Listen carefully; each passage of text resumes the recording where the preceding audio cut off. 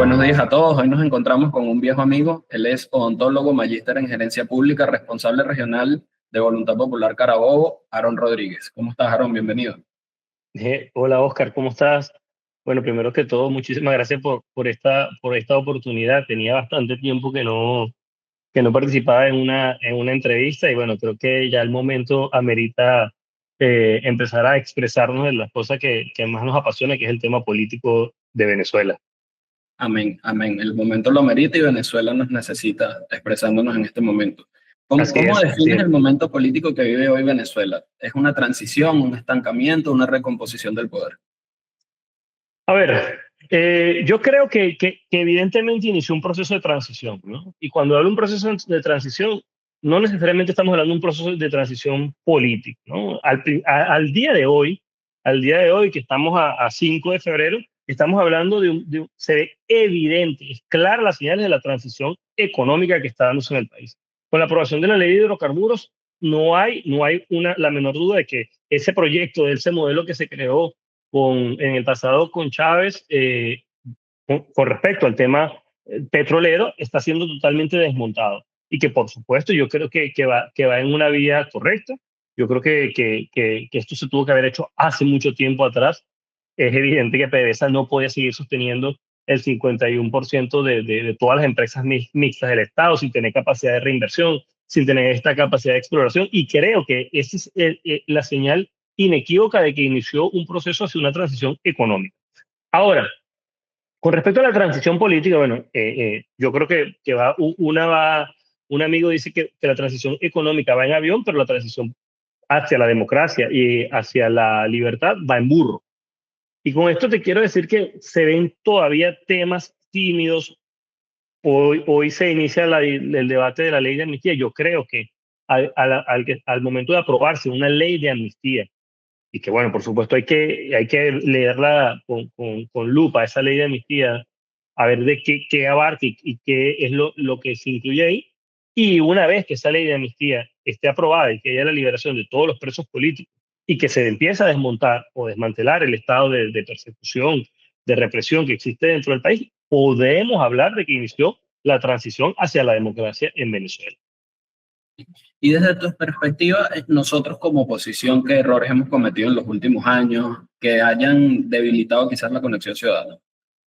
Yo creo que lo primero es sobredimensionar las expectativas, ¿no? Yo creo que muchísimas veces dijimos que estábamos cerca, que esto ya estaba a punto de pasar. Y ojo, también digo que muchas veces lo menciono como un error, porque es que realmente yo muchas veces creí que estábamos muy cerca, que nos estábamos acercando y estoy convencido que se hizo lo humanamente posible para llegar hasta a ese punto. Y creo que sobredimensionar las expectativas generó una molestia en la población, porque bueno, la gente creía o pensaba que eso iba a suceder en el tiempo que lo decíamos.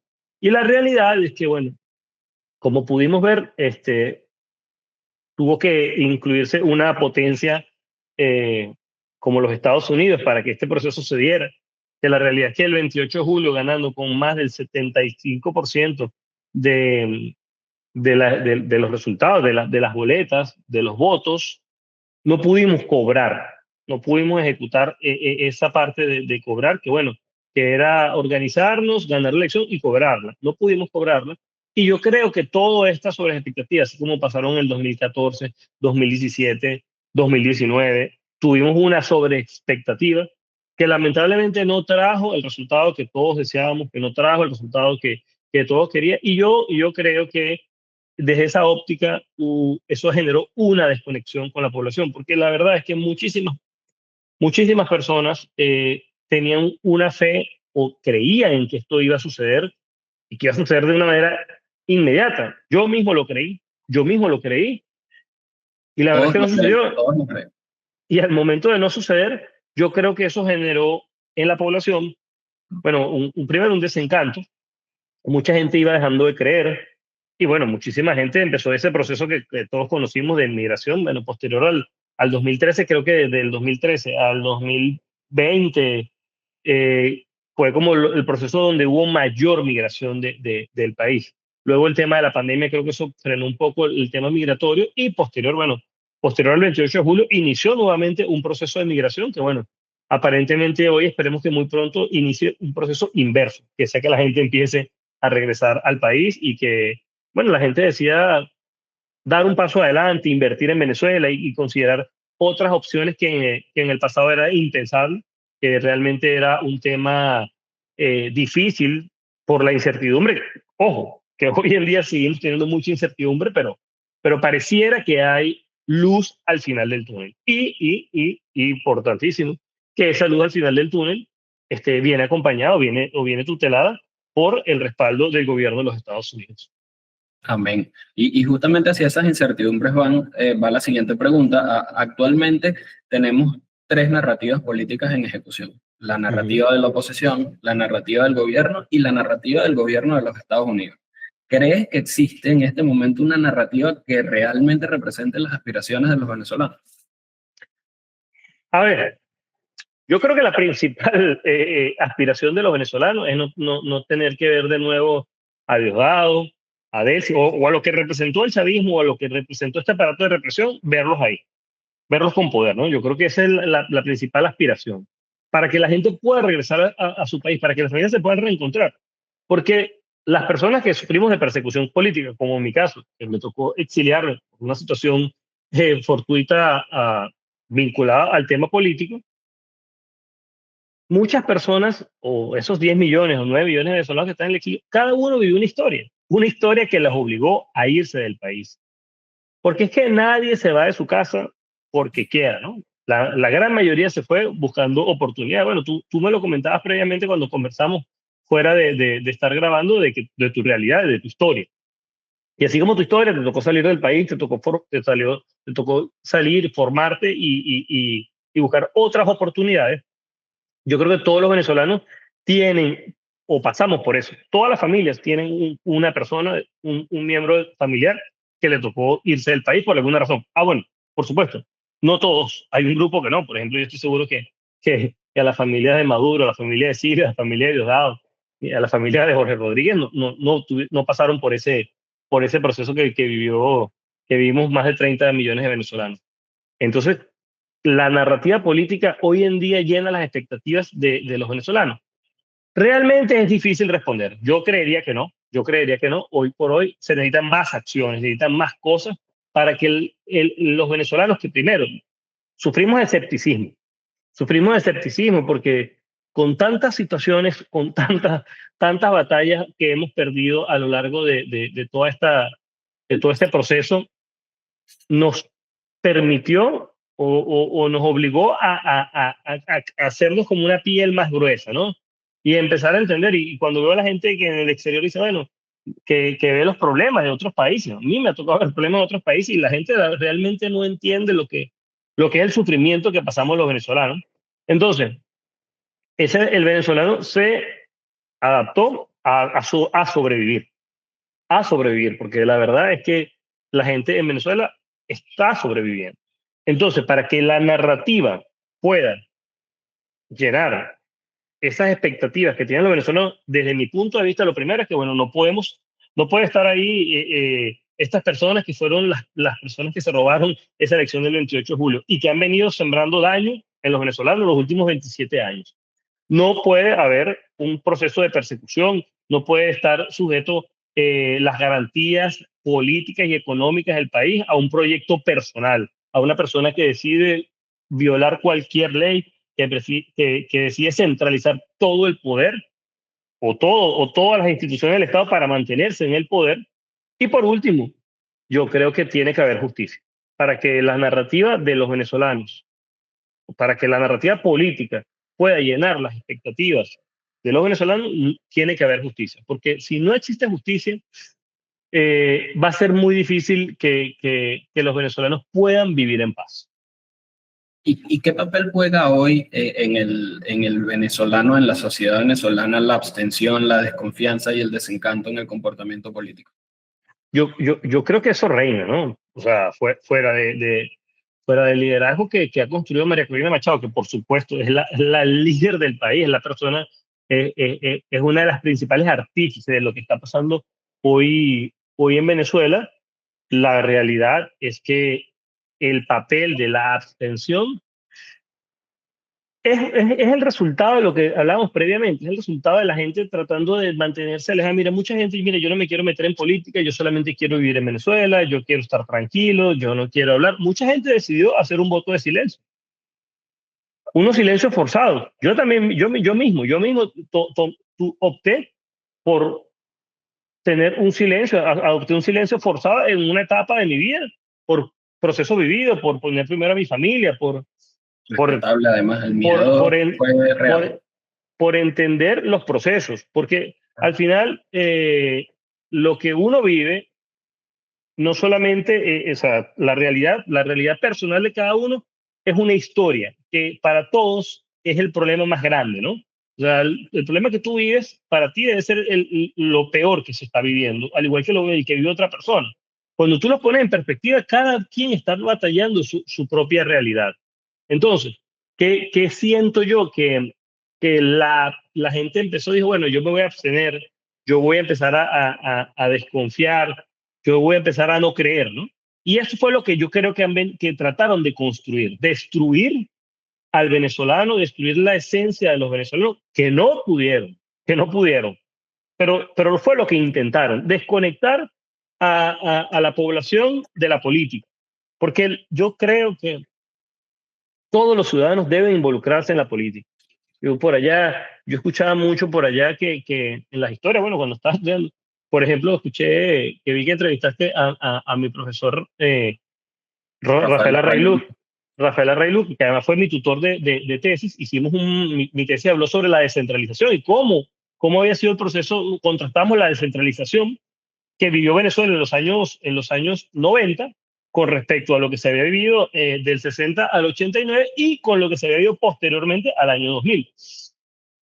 Y ese proceso de los venezolanos de no involucrarse, que él hablaba mucho de eso, los venezolanos en los años 70 y 80 empezaron a ver, al final de los 70 y todos los 80, empezaron a vender como que la política era algo sucio, como que la gente que se metía en política no era bien vista, que eso no estaba bien. ¿Y qué pasa cuando la gente se distancia de la política? La política se mete en tu casa, quieras o no quieras. Y hay personas que de repente no son las mejores, y es lo que nos tocó vivir los 27 años, porque eh, tomaron espacios dentro de la política y hicieron un monopolio que lamentablemente viene dado de la abstención, de la desconfianza y del desencanto que se produjo, porque ojo, Venezuela no entró en crisis con el chavismo. Venezuela ya venía de una crisis al final de los 70. El chavismo es el resultado de la debilidad que había dentro de nuestras instituciones y de la debilidad que teníamos en la democracia, porque yo creo, ojo, en mi percepción, Venezuela vivió solamente unos 20 años de democracia, unos 20, un poquito más de 20, del 61 al 89, yo puedo ver que fue el proceso democrático, porque los años 90, con el tema del golpe, con el Caracazo, con el tema del juicio político a Carlos Andrés y con todo ese proceso que nos tocó bien en los 90, yo creo que ya veníamos heridos. La democracia ya venía con una herida de muerte. Y Es bueno, lo correcto. que se Esa fue la concreta transición a la dictadura.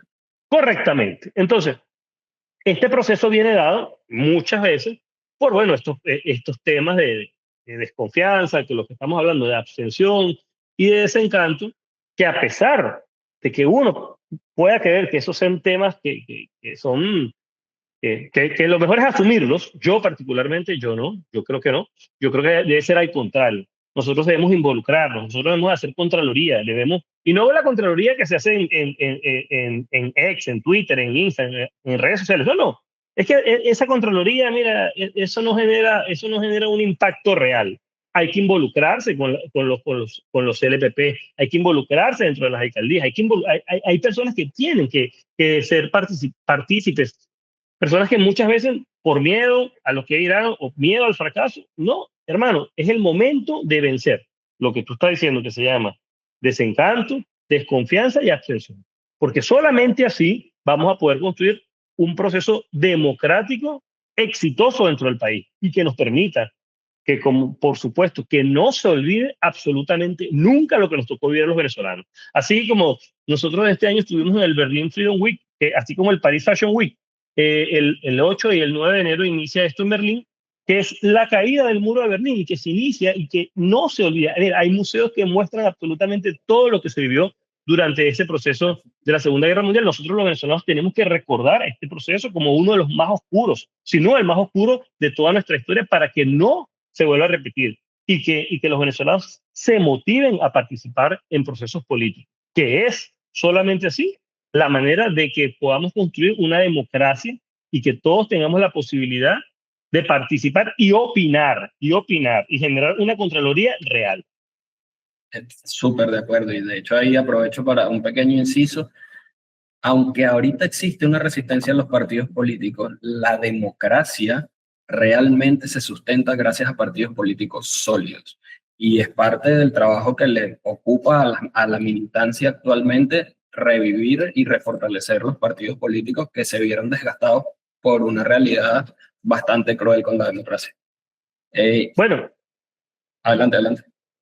No, es que te digo, es que los partidos políticos hoy en día están como están, porque eso fue parte, eso fue la estrategia principal que generó el chavismo, cortándole todo tipo de financiamiento, cortándole todo tipo de oportunidades y aspiraciones. Por ejemplo, persiguiendo el liderazgo. Mira, yo al día de hoy tengo 36 años. Y, Oscar, yo soy el responsable regional de Voluntad Popular en el Estado. Yo nunca he participado en un proceso electoral de elección. Nunca.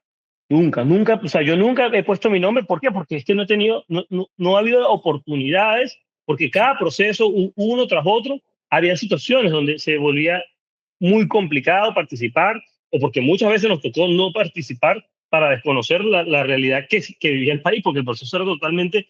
Iniciábamos una pelea de boxeo con las dos manos amarradas.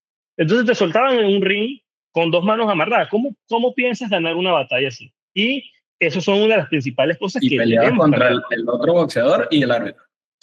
Por supuesto, O sea, por supuesto. Una desproporción absoluta, sí. De hecho, hay Por una eso generación que para mí está sumamente preparada en la política y nunca tuvo acceso al poder. Y la generación que sucede a esa generación ni siquiera tuvo interés en la política porque vio que el anterior fracasó. Y la realidad no es que fracasó, es que no tuvo oportunidad. Por lo mismo, porque al no haber espacios, al ir cerrando los espacios, quitando la posibilidad de participar en procesos, inhabilitando personas, inventándose, adaptando la justicia al tamaño del dictador, porque eso fue lo que nos tocó vivir. Así mismo. Y para ese futuro, los actores políticos, y bueno, ya prácticamente lo respondimos en el inciso anterior, pero aclararle al país, ¿están realmente preparados los actores políticos para el futuro que le sucede a Venezuela en este momento? A ver, yo creo que de estar preparado, bueno, académicamente, yo creo que hay mucha gente preparada, muchísima gente preparada. A nivel político, y te digo, la academia me enseñó muchas cosas, ¿no? Por supuesto que, bueno, de hecho, una de las cosas, yo todavía no he podido retirar mi título de mi maestría, porque bueno, la verdad que me tocó salir del país en una situación fortuita, y yo, por ejemplo, yo quiero hacer mi doctorado, y o sea, tengo planes de hacer mi doctorado, y al igual que yo, conozco muchas personas que les tocó salir del país para formarse.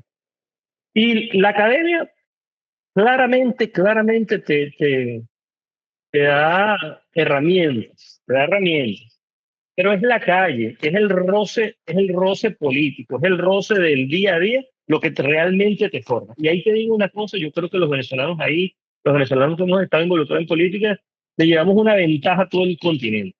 Porque es que cuando yo me comparo, o sea, cuando yo hago estas comparaciones, ¿no? Y, ojo, está muy mal compararse, pero a veces es inevitable evaluar las democracias de otros países, como México o como Juventud, porque también me ha permitido a lo largo de estos 20 años que tengo haciendo política, me he conectado con muchas personas de otros países, no solamente de América, también de Europa, de África, de Asia. Y te digo algo, yo puedo decir que yo siento que los venezolanos estamos muy bien formados, no solamente a nivel político, desde la universidad. Mi generación, tu generación, nuestra generación, que vivimos una universidad o que transitamos la universidad en los años, en los años 2000, ¿no? Del 2005, 2006, 2007, Su mejor 2008. momento. Yo creo que esas personas, yo soy odontólogo, por supuesto hoy en día no ejerzo mi carrera, pero la universidad me permitió formarme. Todos los que pasamos por la universidad tenemos una base muy sólida. Ahora, yo creo que esa base es la clave para iniciar todos estos procesos, porque la universidad fue para mí también una etapa de aprender política. Bueno, Sin duda. para los que no saben, Oscar hacía política. Oscar inició haciendo política con nosotros en el año 2007, y de hecho nosotros estudiamos juntos en el IESA. Hicimos un programa de formación para líderes y nos graduamos y estuvimos juntos en España. Por cierto, estuvimos juntos en la Pontificia Salamanca, estudiamos en el IE, en el ESADE, nosotros nos fuimos formando, y te estamos hablando del año 2012, 11, 2011, 2012, 2011. Estamos hablando de 14 años atrás, ¿no? Es así. O sea, son 14 años atrás donde nosotros empezamos este proceso de formación. Y los actores están preparados. Yo creo que actores hay súper preparados. Gente con capacidades. Ahora, vamos a ver qué demanda el país. Porque yo también considero... Antes de que te extiendas, quiero hacer un pequeño inciso que ahorita que tocaste ese pasado que me emocionó bastante, porque también es coherente con lo que está pasando ahorita en el país. Nosotros fundamos en ese momento un movimiento estudiantil, Dale 247, Por supuesto. y tuvimos una pegada importante, pero desde esa época vivimos una universidad que era un pequeño país, con su presidencia, gobernaciones, alcaldías, fuimos parte, entendimos lo que era tomar decisiones que vinieran desde arriba, obedecer decisiones que vinieran desde arriba, defender con argumentos las posturas y las ideas. La universidad, incluso en ese sentido, te forma. Y los chamos que están hoy saliendo a la calle desde la UCB y que ayer la Universidad de Carabobo se les sumó, vienen con ese espíritu y esa irreverencia y esas ganas de cambiar el mundo que se sienten a esa edad. Es que de los últimos procesos que hemos vivido, procesos que... Por cierto, esas elecciones también nos las robaron. Las de la universidad. No las robaron, las suspendieron un día antes de que fueran. Pues. No nos dejaron participar, ¿te acuerdas? Que nos tocó ir al TCJ en esa época. Al TCJ a interponer un recurso. Pero bueno, y así, creo que fueron 2 o 3 procesos que nos fueron anulando dentro de la universidad. Y bueno, por supuesto, hay mucha gente que yo conocí en esa época, que inició haciendo política con nosotros, que la gente, bueno, se cansa. Hay gente que, mira, la política, como te digo, no todo el mundo se siente atraído o vive la pasión, porque para mí esto es una pasión. Yo siento pasión por esto, por transformar las realidades, por ser una voz que suene, una voz que haga eco de las realidades, de las tristes realidades que nos tocó vivir a los venezolanos, y que por supuesto queremos llegar al poder. Sí, claro que queremos llegar al poder para transformar esas realidades que nos tocó vivir, que nos tocó entender, y que desde la universidad, así mismo como tú lo mencionas, nosotros lo hemos venido palpando. Y como lo digo, mira, nosotros no aprendemos de libertad, de democracia y del funcionamiento correcto de las cosas porque lo leímos en un libro o porque nos lo dieron una teoría en un salón. No, aprendimos democracia porque nos hizo falta democracia. Aprendimos de libertad porque carecemos de libertad. Y por supuesto, aprendimos de que cómo se hacen las cosas bien es porque carecemos de ellas también. Nosotros no es que nos estamos formando solamente con los libros, porque en el pasado, ojo, conozco muchas personas muy respetadas que han sido intelectuales, que han sido personas que han hablado muchísimas cosas, que han escrito muchos libros, que han escrito muchas cosas. Pero te digo, hermano, es necesario involucrarse. No basta solamente con escribir, con publicar, es necesario ponerlas en práctica. Y por eso yo invito a que estos jóvenes que se sigan formando. Por supuesto que la formación es necesaria. No hay nada mejor que un político que se forme y que sepa de lo que está hablando. No solamente que hable del discurso por lo que está escuchando en la calle, ¿no? También hay que entender lo que uno escucha en la calle, cómo se traduce para cambios reales. Pero yo los invito a que ese roce político que se inició con los estudiantes en el 2007, bueno, tú te acuerdas de esa época, nosotros en el 2007. Yo estaba empezando mi primer año de la universidad y yo creo que era tu segundo año, no sé si era Sí, tu segundo año, pero en ese momento nosotros empezamos a ver cómo lo que nos faltaba, ¿no? Y nos faltaba ¿qué? Democracia, nos faltaba libertad de expresión, porque fue el tema de RCTV lo que generó ese detonante. detonante. Ese cierre de RCTV, que es el 27 de mayo, 28 de mayo, yo tenía 20 días en la universidad, porque yo estaba, mi primer año empezó en mayo, los primeros de mayo empecé yo ese primer año, y a los 20 días, 25 días, nos tocó salir a la calle. Entonces, aprendimos de lo que es la democracia, de lo que es la libertad, no por teoría, no por los libros, sino porque no la tuvimos desde muy jóvenes, Y claro, y aprender desde la escasez es una ventaja, sin duda, porque el día que por lleguen los supuesto. momentos de opulencia, claro, te sientes como pues en el agua. Por supuesto, y eso mismo que hablabas brevemente, que te llama. Mucha gente decidió, lo que me comentabas previamente, mira, mucha gente tuvo que abrirse espacios en otras áreas, porque es que la política te cerraba puertas, Es así. te cerraba puertas por tener una posición, por una posición en contra de la realidad, de la triste realidad que nos estaban obligando a hacer vivir. Así mismo. ¿Hasta qué punto crees que todavía existan divisiones internas que perjudiquen o este proceso de reconciliación que está planteándose desde el gobierno de Estados Unidos también nos va a hacer reconciliarnos dentro de la misma posición? Bueno, yo creo que divisiones, siempre van a haber divisiones, o sea, eso es natural del ser humano. La unidad perfecta eh, es difícil de construirla, y eso, yo creo que esa palabra de unidad perfecta no existe, ¿no? Lo que es construir unidad. Y Y hay no, que y no- buscar y los, no debe existir, la unidad fue situacional, una necesidad de sí, una situación, pero por su, porque la nos obligaron a eso, democracia ¿no? se basa en la divergencia de ideas, con respeto. Pero, por ejemplo, por ahora tenemos que buscar los puntos de encuentro, ¿no? Yo creo que el punto de encuentro que todos tenemos, porque fíjate, esto es una cosa, esto es algo real, ¿no? El Partido Comunista de Venezuela coincide con las políticas que nosotros estamos implementando, que eso en otro momento era alguna cosa totalmente impensable. ¿Y esto qué pasa? Es cuando se violan todos los derechos, cuando inicia un proceso de dictadura. Entonces, claro, si una persona que está totalmente en un extremo empieza con una persona que está en el centro o un poco más hacia la derecha, empiezan a converger los puntos, entonces tú te estás dando cuenta que hay un problema serio. Y cuando tiene un problema serio es porque una persona que ha sido naturalmente tu adversario político está convergiendo contigo, es que hay un monstruo o hay un enemigo mucho más grande al frente, y en realidad eso es lo que nos tocó vivir.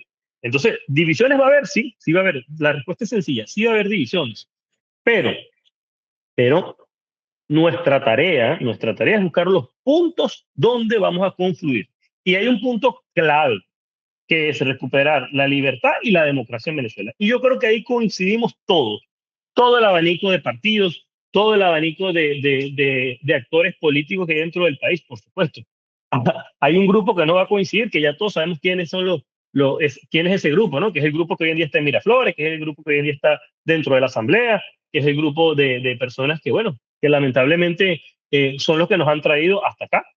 Esas personas seguramente no van a confluir, pero de resto, yo creo que el Partido Comunista, a pesar de que yo no comulgo con esa política, y que creo que el comunismo es una de las cosas que nos trajo hasta donde llegamos, hoy en día están montados en este barco de recuperar la libertad y la democracia, y que vayamos a un proceso electoral, y que en ese proceso electoral ellos tengan un planteamiento, nosotros tendremos otro planteamiento, pero que sea la gente la que decida cuál es el planteamiento que cree que puede reinar dentro de nuestro país. Es así, y que sea respetado. ¿Hay una renovación actualmente en el liderazgo político o seguimos dependiendo de las mismas figuras? No, yo creo que sin duda hay una renovación. Va a haber una renovación, va a haber una transformación. Hoy en día, hoy por hoy, no está a la simple vista, ¿no? Pero yo estoy seguro, mira, Oscar, yo conozco gente de mi generación, gente que es menor que yo, que está muy preparada, que está muy formada, que va a asumir cargos importantes. Y como venimos de asumir de que todo se hace mal, ¿no? Entonces, el que lo hace medianamente bien, porque, mira, yo te pongo algo en nuestro estado, ¿no? En nuestro estado, en Carabobo, cuando se alumbran 3 postes de luz y cuando se corta la grama de una plaza, la gente dice, wow, esto se está haciendo bien, ¿no? Y es que, bueno, sí, por supuesto, si tú ves la avenida principal donde hay solamente oscuridad, tú levantas 3 postes de luz y la gente dice, bueno, hay algo. Pero eso es lo correcto, ¿no? Eso no es lo correcto. Eso es un trabajo simple y común que debería hacerse todos los días. Nosotros creemos que va a haber personas que van a mostrar cosas muy distintas a lo que ha visto el país en los últimos 20 años. Y, y por supuesto que van a haber una renovación política, por supuesto que va a haber nuevos rostros. Ojo, yo no soy una persona que satanice absolutamente a nadie. Yo creo que cada persona tiene algo que aportar.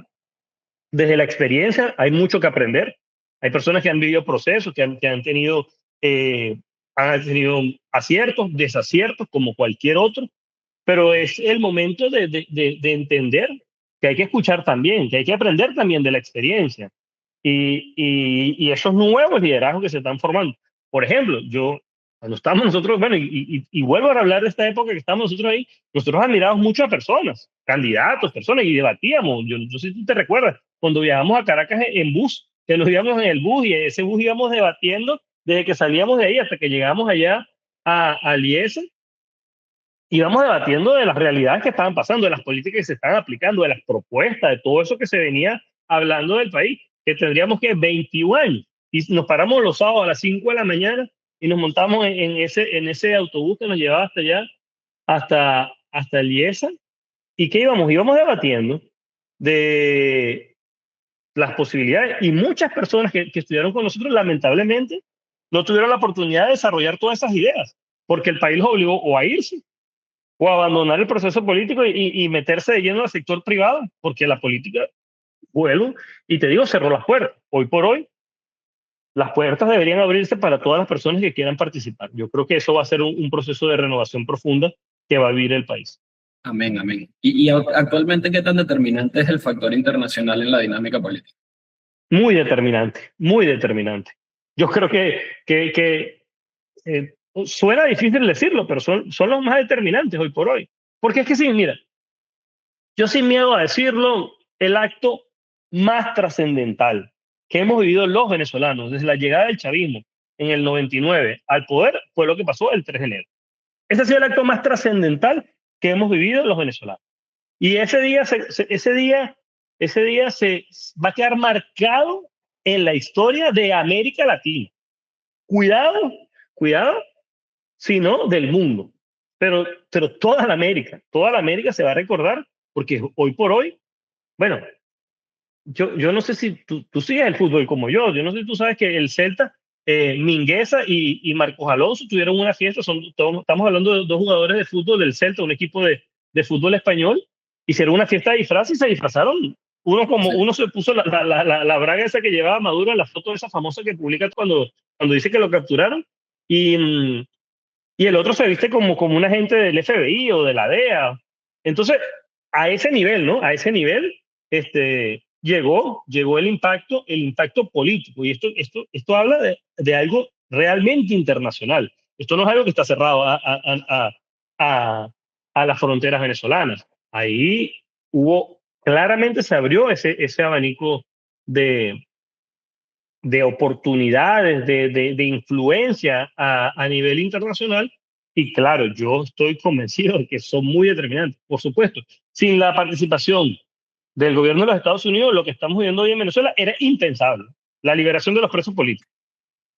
Ese es el mecanismo de canje, de chantaje para cualquier proceso que nos tocó vivir en el país.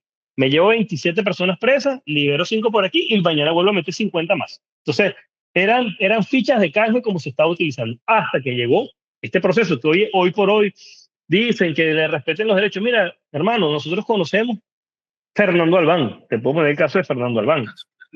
Sí, señor. A Fernando Albán no le respetaron su derecho. No le respetaron su derecho a la vida, no le respetaron su derecho a la defensa, no le respetaron su derecho a como lo vemos hoy aquí. Aquí difieren audiencias, tienen defensas privadas, defensas de abogados que cuestan millones de dólares. Millones de dólares. Entonces se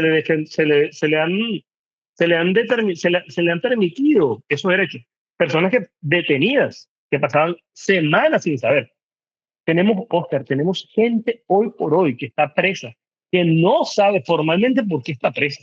Porque nunca le hicieron una audiencia de presentación, que deberían habérsela hecho, yo no sé si a las 48, yo no sé mucho de leyes, pero a las 48 o 72 horas a ti te tienen que presentar una audiencia de presentación y decirte por qué es usted detenido. Hay personas que tienen 7 meses sin visita, sin derecho a defensa privada, sin derecho a una audiencia de presentación.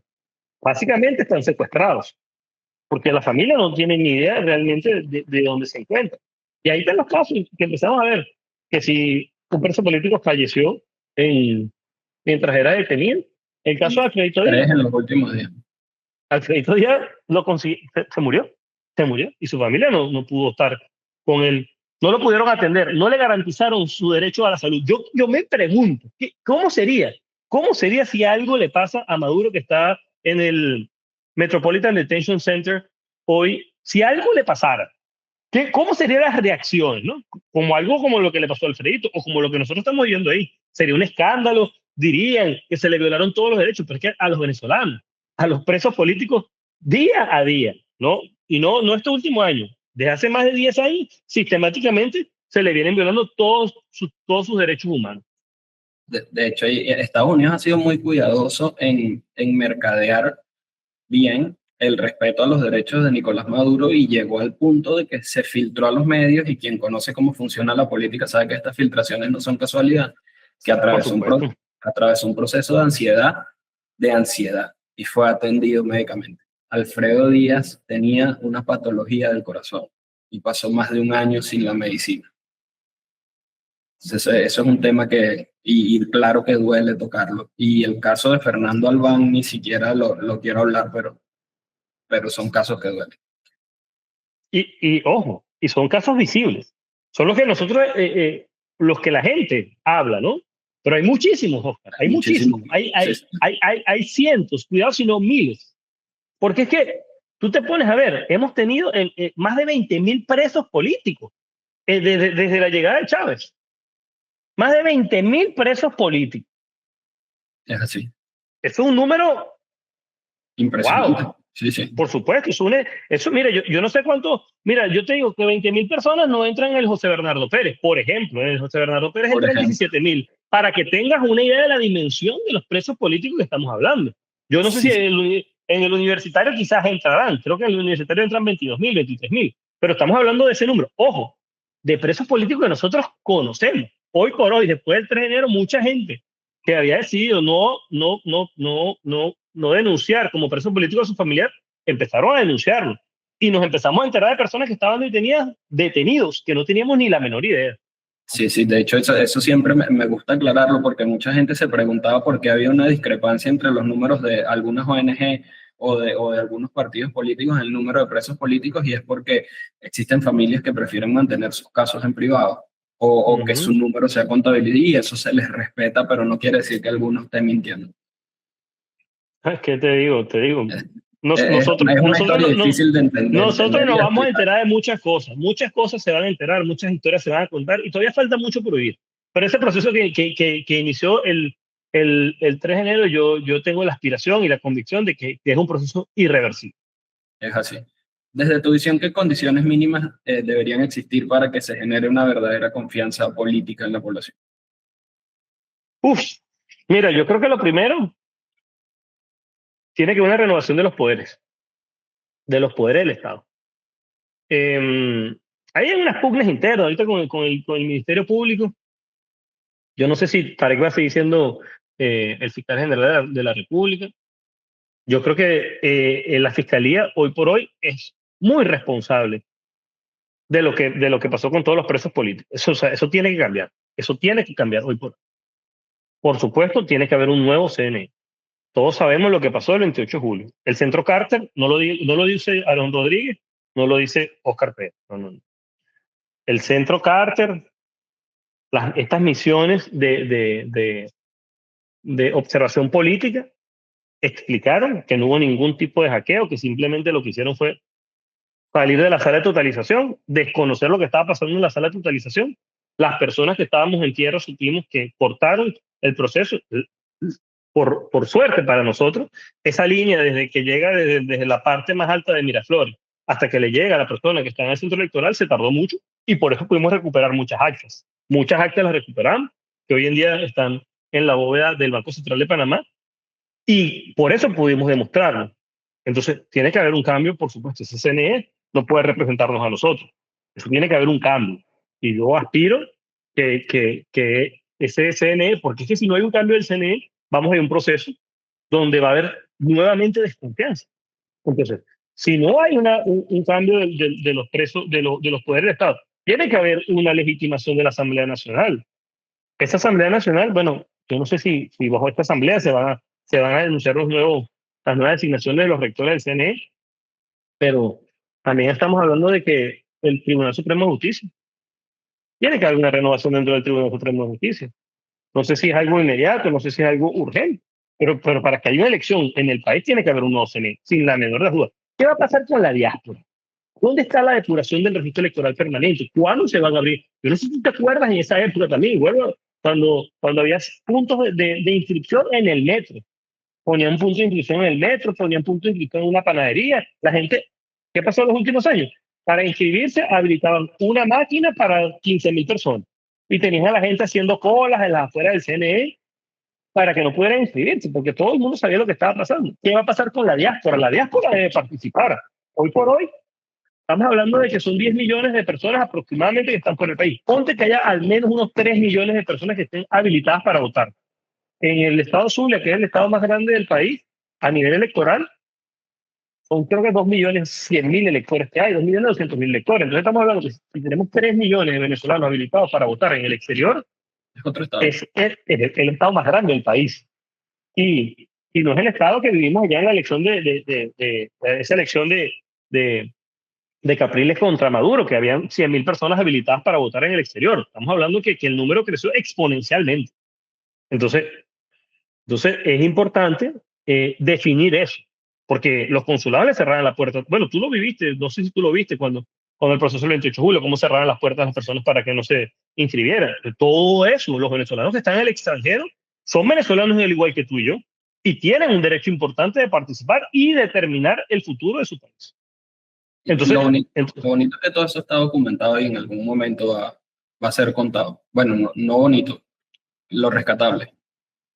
Entonces tiene que existir este tipo de garantías, tiene que existir este tipo de cambios para que pueda haber o iniciar un proceso de confianza. Porque si yo te digo algo, esto no va a ser suficiente para que todos los venezolanos confíen. Tiene que haber un proceso para que las instituciones vuelvan a recuperar su prestigio, su capacidad, que es lo que hace un país, que es lo que hace una democracia realmente sólida, que las instituciones tengan independencia. Cuando yo escucho ahí que, bueno, el presidente, bueno, escuché que a Petro le van a abrir una investigación, escuché que a presidentes en toda la América Latina le van a investigaciones. ¿Tú te imaginas hace un año y medio que le iban a abrir una investigación a Nicolás Maduro en Venezuela? Eso pasaba por la mente de algún venezolano. Imposible. Imposible. Entonces, no. ¿Por qué? Porque los poderes están centralizados. Eso no sonaba es el de Carlos Andrés Pérez, pero hubo un momento en donde las instituciones eran inútiles. Imagínate el nivel que se vivía en esa época que llevaron a un presidente a juicio. Pero bueno, esa es otra historia y que puede ser muy larga, pero la realidad es esta, ¿no? La realidad es que tiene que haber cambios de los poderes políticos, tiene que haber cambios dentro de las instituciones para que pueda iniciar un proceso, y hago énfasis en esta palabra, iniciar el proceso de confianza con los venezolanos para que retomen esa confianza en el Estado. Finalmente, ¿qué mensaje le dejas a los jóvenes y a los profesionales que desean participar en política y aún les queda algo de... No, yo lo primero es que se acerquen, que empiecen a ver dónde les gusta estar más, cuál es el liderazgo que más les gusta. Al final, mira, para participar en política, uno siente eso, ¿no? Porque, bueno, en la universidad nosotros íbamos con muchas personas y no todo el mundo se metía en estos temas, porque es que además nos quitaba mucho tiempo salir a protestar, nos quitaba mucho tiempo organizar pancartas, pintar pancartas, comprar la tela. Entonces la gente tiene que primero tener una vocación, eso es necesario, tener vocación. Pero la persona que tenga vocación, que son muchísimos los venezolanos y jóvenes y profesionales que tienen vocación política, que quieren incursionar en la política, lo primero es que tienen que organizarse y incursionar, ¿no? Yo no sé si eventualmente van a abrir los procesos para que se creen partidos electorales nuevos, porque bueno, hoy por hoy tampoco sabemos, nuestra tarjeta está secuestrada. La tarjeta de la mayoría de los partidos políticos en el país está secuestrada. Se la entregaron a alguien, le dieron el derecho de inscribir, de firmar, que eso es algo que me ha tocado hablar en muchos escenarios. La gente dice, no, pero es que el partido X participó, el partido X participó. Sí, pero es que ese partido no es un partido, no es nuestro partido. Nuestro partido nos quitaron la tarjeta, nos quitaron el derecho a inscribir. Y también se quitó el derecho a inscribir partidos nuevos, ¿no? O crear partidos nuevos. Yo creo que Voluntad Popular es uno de los últimos partidos que se creó bajo el esquema de creación de partidos, porque los partidos que se crearon en los últimos 8 años para acá o 7 años para acá, eso era el partido del amigo mío, de la oposición a mi medida. Que te damos un partido para que tengas una tarjeta y puedas participar en las elecciones, ¿no? Y te damos te damos una adjudicación de consolación, pero nosotros podemos decir que hicimos un proceso electoral y que cumplimos con, con el tema democrático en el país y que participamos y que sí, aquí está mi posición y la presento con bombos y platillos. Mira, aquí me acompañan, vienen acá, nos reunimos, debatimos los destinos del país. Pero eso no es realidad, eso no es una democracia real, ¿no? Esos partidos que existen así, que se crearon a última hora, que se crearon con una firma, nunca fueron validados. A nosotros nos pedían recolectar firmas y firmas y firmas y validación. Después que nos inscribieron, nos pidieron que revalidáramos los partidos. También eso fue un proceso que se dio en el año 2016. Y así iban dilatando todos los procesos para ir generando desgaste dentro de la gente que quería participar en política. A mí muchas personas con las que me tocó, personas que entraron al movimiento o al proceso durante un tiempo y luego se alejaron, no les gustó por lo mismo, porque se hacía todo para que fuera un poco más tedioso. Hoy yo por hoy les digo a estas personas que no tengan miedo, no tengan miedo. Lo primero es que hay que organizarse, hay que acercarse, hay que empezar a entender que son necesarios, que todas las opiniones son necesarias y que también hay que aprender a respetar las opiniones, porque eso es un tema que también se ha ido perdiendo en el país, el tema de poder respetar y que se den los debates de altura, como nosotros en la universidad que podíamos debatir, había estudiantes que eran chavistas de convicción, gente que creía que ese era el camino correcto, y nos tocaba debatir. Bueno, varias veces en la universidad organizamos debates para que los estudiantes escucharan las propuestas, y eso es sano, y eso debe volver. Bueno, el debate ese del 14 de noviembre que organizamos en la Universidad Católica Andrés Bello, donde participó María Corina, Enrique Capriles, Leopoldo López, Diego Arria, Pablo Pérez. Yo no me acuerdo cuántos más participaron, pero eso fue algo bonito. Hoy por hoy podemos estar o no de acuerdo con lo que se dijo ahí en ese momento, pero eso fue necesario.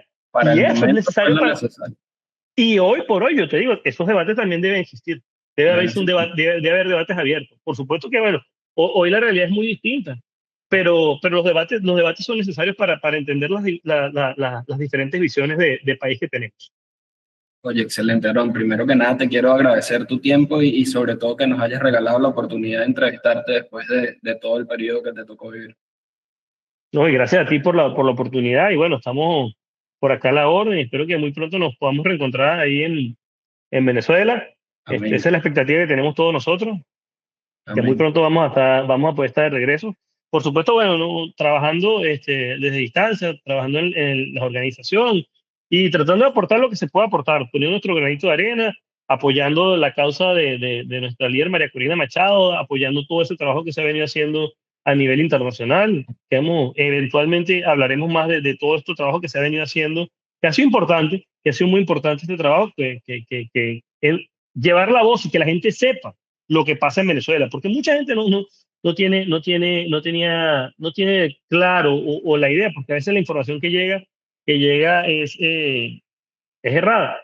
Por ejemplo, y con esto yo creo que te puedo ir cerrando aquí, que lo que pasó, esta protesta que hubo afuera de Free Maduro en Nueva York, ¿no? Tengo un amigo que se acercó allá y empezó a ver que hay personas que si un alemán, 2 asiáticos, personas que no hablan español. Él llegaba y les preguntaba, ¿y tú de dónde eres? ¿Tú crees que estuviste en Valencia, en Maracaibo, en Caracas, en el Oriente? ¿Dónde eres tú? Que estás aquí peleando por Free Maduro, ¿eh? ¿Tú viviste alguna vez en Venezuela? ¿O tú siquiera hablas español para saber lo que está pasando aquí? Y ahí tú te empiezas a dar cuenta que, bueno, que hay un financiamiento a personas para que vayan a defender cualquier cosa que les digan que hagan, que no tienen ni idea de realmente lo que nos tocó vivir a los venezolanos. Entonces yo estoy muy esperanzado y muy convencido de que este proceso es irreversible, como te lo dije anteriormente, y que muy pronto, bueno, nuestra tarea es, hoy por hoy, hacer eco de todo lo que está pasando entre las universidades, apoyar a los estudiantes de la Universidad Central de Venezuela, apoyar a los estudiantes de la Universidad de Carabobo y apoyar al movimiento estudiantil, que hoy por hoy son protagonistas de que lo que está sucediendo dentro de esas universidades se expanda por todo el país y que el miedo se venza y se termine de vencer el miedo de una vez por todas, porque todos los venezolanos en algún momento hemos sentido miedo. Y no está mal, no está mal sentir miedo, eso es normal. Lo que sí, nosotros tenemos que buscar es la fuerza interna para vencer ese miedo y salir a la calle a batallar y que nosotros podamos muy pronto decir que vivimos en un país, en una Venezuela 100% libre y democrática. Amén. Tengo la certeza de que así va a ser. Amén.